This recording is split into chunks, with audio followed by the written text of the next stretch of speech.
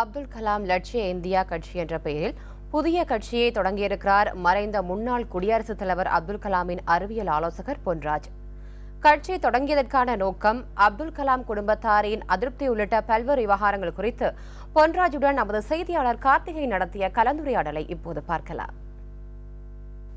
யார் வேண்டுமானாலும் அரசியலுக்கு வரலாம், பொன்ராஜும் அரசியலுக்கு வரலாம். என்ன நோக்கத்திற்காக வருகிறோம் அப்படிங்கிறது மிக முக்கியமானது. திரு பொன்ராஜுடைய நோக்கம் என்ன? எனது நோக்கம் என்னவென்றால், நானா அரசியலுக்கு வரல. அதாவது ஆஃப்டர் த ஃப்ளட்டுக்கு அப்புறம், சென்னை ஃப்ளட்டுக்கு அப்புறம் நான் எங்கெல்லாம் போய் அட்ரஸ் பண்ணுறனோ, அது பள்ளியாக இருந்தாலும் கல்லூரியாக இருந்தாலும் மற்ற ஃபங்க்ஷன்ஸாக இருந்தாலும், அங்கே மாணவர்களும் இளைஞர்களும் மற்றும் வேரியஸ் வாக்ஸ் ஆஃப் பீப்புள், மற்ற பொதுஜனங்களும் என்னை என்கிட்ட இந்த நாட்டை பற்றி கவலையோடு, நாடு தமிழகம் இன்றைக்கு எல்லா வகையிலையும் ஒரு கிரிட்டிக்கல் ஸ்டேஜில் இருக்குது, நீங்கள் வரணும், உங்களை மாதிரி ஆளுங்க நீங்கள் அரசியலுக்கு வரணும்னு என்னை வலியுறுத்திட்டு வந்தாங்க. இல்லை, தப்பு இல்லை. கொஞ்ச நாள் சமூக பணியில் இருந்துட்டு அதன் பிறகு கட்சி தொடங்கியிருந்தால் ஒரு ஆரோக்கியமான பார்வை இருக்கும், ஒரு புரிதல் இருக்கும். ரொம்ப ஒரு குறுகிய காலத்தில் இதற்கான முயற்சியை மேற்கொண்டதாக? நான் முயற்சி எங்கே மேற்கொண்டேன்? நான் சமூக பணியில் போகணும், அப்துல் கலாம் லட்சிய இந்தியா இயக்கத்தை, அதாவது Abdul Kalam vision India moment, அந்த மூமெண்ட்டை பண்ணி மரம் நடுதல், ஊரணிக்கு உயிர் கொடுத்தல், சேஃப் ட்ரிங்கிங் வாட்டர் மிஷன், மது போதையிலிருந்து மீட்டெடுத்தல், இப்படி மிஷனை கொண்டு வரணும்னு சொல்லி தான் அதுக்குன்னு ஒரு அவார்டை இன்ஸ்டியூட் பண்ணி, அப்துல் கலாம் சேவாரத்ன அவார்டு இன்ஸ்டியூட் பண்ணி அதை தலைலாமா கூட்டு அதுக்கு கொடுத்து அது வருஷம் நடந்துக்கிட்டு இருக்கணும். அது நடக்கும், தொடர்ந்து நடந்துக்கிட்டே இருப்போம். இந்த பண்ணும்போது தான் வெள்ளம் வந்தது. வெள்ளம் வந்தவொடனே ஒரு ஃபேஸ்புக் போஸ்டிங் போட்டேன்.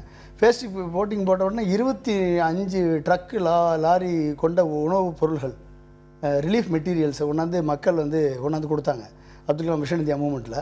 அதை டிஸ்ட்ரிபியூட் பண்ணுறதுக்கு கிட்டத்தட்ட 1500லேருந்து 2000 இளைஞர்கள் திரண்டு ஒரு போஸ்டிங் போட்டதுக்காக மாணவர்களும் இளைஞர்களும் திரண்டு 4 மாவட்டத்திலையும் போய் இருந்து 10 நாள் பணி செய்தார்கள், நான் கேட்டுக்கொண்டதின் பேரில். இந்த சூழலில் காலகட்டத்தில் எல்லோரும் என்னை ஃபோர்ஸ் பண்ணுறாங்க, வாங்க நீங்கள் வாங்கன்னு. நான் வரக்கூடிய இளைஞர்கள் அத்தனை பேர்கிட்டையும் சொன்ன ஒரே ஒரு வார்த்தை, இங்கே பாருங்கள், நீங்கள் அரசியல் இறங்கணும்னா முதல்ல நீங்கள் தலைமை பண்பை கற்றுக்கங்க, அதுக்கப்புறம் நீங்கள் அரசியல் இறங்க, உங்களுக்கு வேணால் நான் ட்ரைனிங் கொடுக்குறேன். பொன்ராஜ் அப்படிங்கிறவர் ஒரு தனிப்பட்ட நபராக இருந்திருந்தால் இவ்வளவு இளைஞர்கள் இந்த அழைப்பை விடுத்திருப்பாங்களா? வந்திருக்க மாட்டாங்க. அப்துல் கலாமுடைய அறிவியல் ஆலோசகர் அப்படிங்கிற அடிப்படையில் தானே இந்த அழைப்பு விடுக்கப்படுகிறது. அப்போ அவர் அரசியலுக்கு அப்பாற்பட்டு சேர்த்து வைத்திருந்த அந்த புகழை திரு பொன்ராஜ் கல்டிவேட் பண்ண பார்க்குறாரு அப்படின்னு. என்ன அரசியலுக்கு அப்பாற்பட்டு அவர் சேர்த்து வச்சிருக்காரு? அவர் ஒரு சயின்டிஸ்ட், சரிங்களா? அவர் SLV-3 ராக்கெட்டை முதல்ல லான்ச் பண்ணுறார். முதல்ல நந்தி ஹோவர் கிராஃப்டை டிசைன் பண்ணுறார். இன்றைக்கி 7000 கிலோமீட்டர் கடற்கரையை பாதுகாக்கிறது அந்த ஹோவர் கிராஃப்ட். SLV-3 ராக்கெட்டை லான்ச் பண்ணார். இன்றைக்கி விண்ணை அளந்த நாடுகளில் 5வது நாடாக இந்தியா உருவாக்குனது அப்துல் கலாம். அதை கூப்பிட்டு பண்ண வச்சது யார்? ஒரு அரசியல் தலைமை, சரிங்களா? அடுத்து integrated guided missile development program, Agni, Prithvi, Akash, knock, Trishul, இந்த 5 ப்ரோக்ராமை டிசைன் பண்ணி இந்தியா பாதுகாப்பை பலப்படுத்தணும்னு டிசைன் பண்ணது யார்? இந்திரா காந்தி என்ற அரசியல் தலைமை.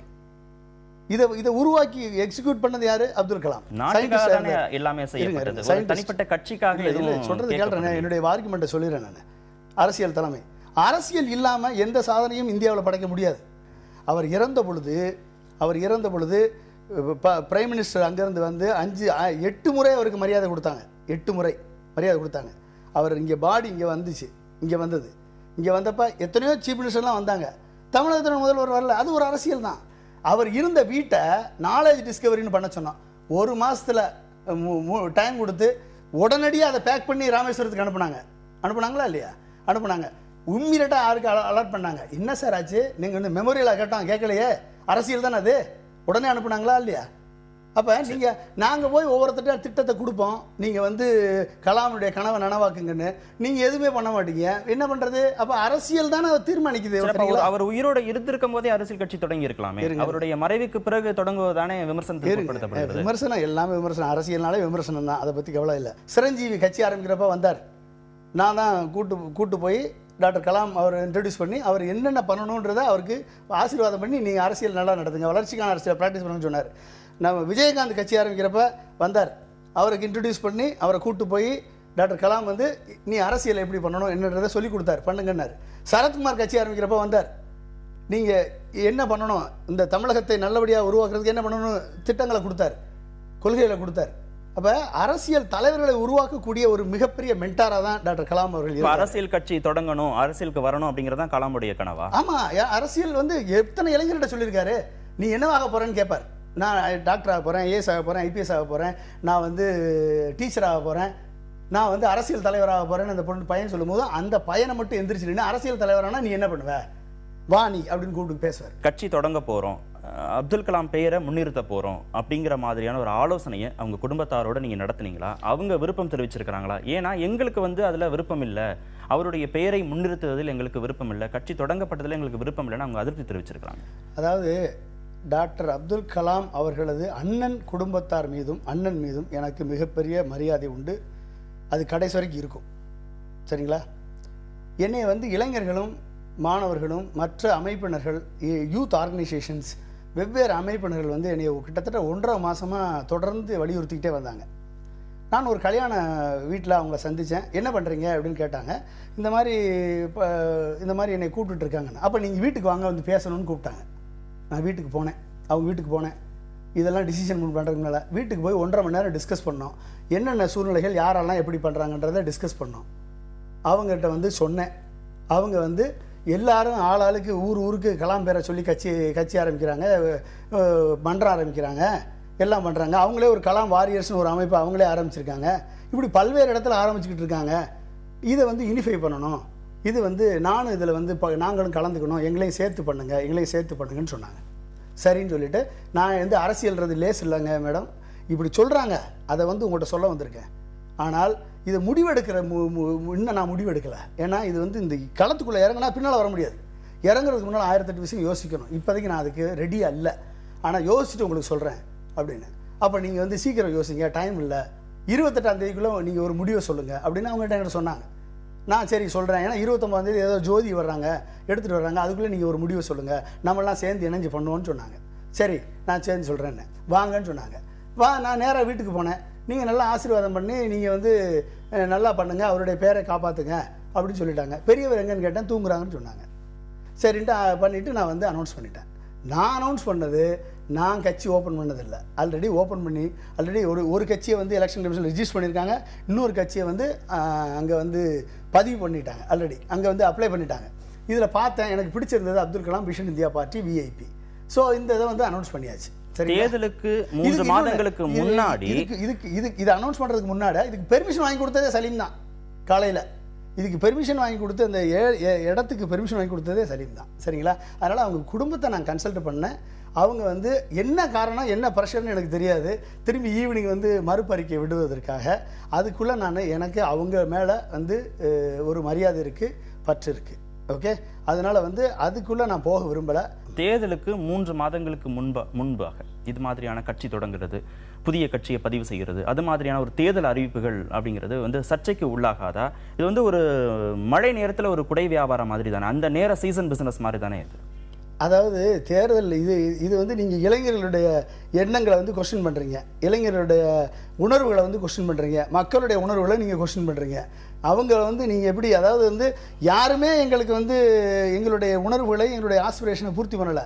ஒரு பிஇ படித்த மாணவன் சொல்கிறான் என்கிட்ட வந்து அந்த மீட்டிங்கில், எனக்கு வந்து இன்றைக்கி நான் வந்து தெருவில் நிற்கிறேன் சார், எனக்கு வந்து நான் டிரைவர் வேலை பார்க்குறேன், டிரைவர் வேலைக்கு 7,000 ரூபா 8,000 ரூபா சம்பளம் கொடுக்குறான், அந்த 7,000 ரூபாயில் 5,000 ரூபா நாங்கள் எஜுகேஷன் லோன் கட்டுறேன், மிச்சம் 3,000 ரூபா வச்சு நான் எப்படி சார் சென்னையில் வேலை பார்க்குறது கேள்வி கேட்குறான். படித்தவன், தொழில் பண்ணுறவன், விவசாயி, இண்டஸ்ட்ரியலிஸ்ட்டு அத்தனை பேர் தெருவில் நிற்கிறான். ஆனால் அரசியல்வாதி மட்டும் தெருவுக்கு தெருவு பேனர் கட்டுறான், தெருவுக்கு தெருவு கையில் காசு வச்சு கொட்டிகிட்டு இருக்கு, இவ்வளோ வேற பண்ணிகிட்டு இருக்கான். எந்த நாட்டில் வாழ்கிறோம் நாங்கள்? இந்த நாட்டில் வாழ்கிறதா இல்லை வெளியே போகிறதா? பதில் சொல்லுங்கன்னு கேட்குறாங்க. இதை போய் அரசியல் வியாபாரம்னு சொன்னால் இவங்க பண்ணுறதெல்லாம் என்னது? வியாபாரமா என்னது? நான் யாருக்கு மதிப்பு கொடுக்க? நீங்கள் எடுக்கக்கூடிய ஒவ்வொரு ஸ்டாண்டும் அப்துல் கலாமோட ஸ்டாண்டாக ஆகிடாதா? ஏற்கனவே அணு உலைக்கு அவர் ஆதரவு அப்படிங்கிற போது கடுமையான விமர்சனங்கள் முன்வைக்கப்பட்டது. இப்போ நீங்கள் அவர் பேரில் கட்சி தொடங்கி இருக்கிற போது நீங்கள் ஒவ்வொரு விஷயத்திலையும் நீங்கள் எடுக்கக்கூடிய ஸ்டாண்டு மறைந்து போன ஏற்கனவே புகழை தேடி வைத்திருக்கிற அவருக்கு ஏதாவது ஒரு களங்கத்தை கற்பிச்சிடாதா?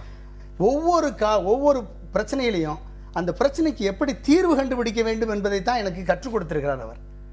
ஒவ்வொரு பிரச்சனையிலையும் சொல்யூஷனை காம்ப்ளிகேட் பண்ணுறதுக்கு அவர் கற்றுக் கொடுக்கவே கிடையாது. இந்த சொல்யூஷன் இவங்க மேலே அக்யூஸ் பண்ணுறது அவங்க மேலே அக்யூஸ் பண்ணவே பார்க்க மாட்டார். இந்த சொல்யூஷனுக்கு என்ன தீர்வு அதை மட்டும் பாரு, அதை தான் சொல்லுவார். யாரையும் குறை சொல்லி பயனில்லை. ஆனால் அந்த சொல்யூஷனுக்கு என்ன தீர்வு, அந்த தீர்வை நோக்கி நாம் எப்படி முன்னெடுக்க வேண்டும் என்பதுதான் சொல்லி கொடுத்துருக்காரு.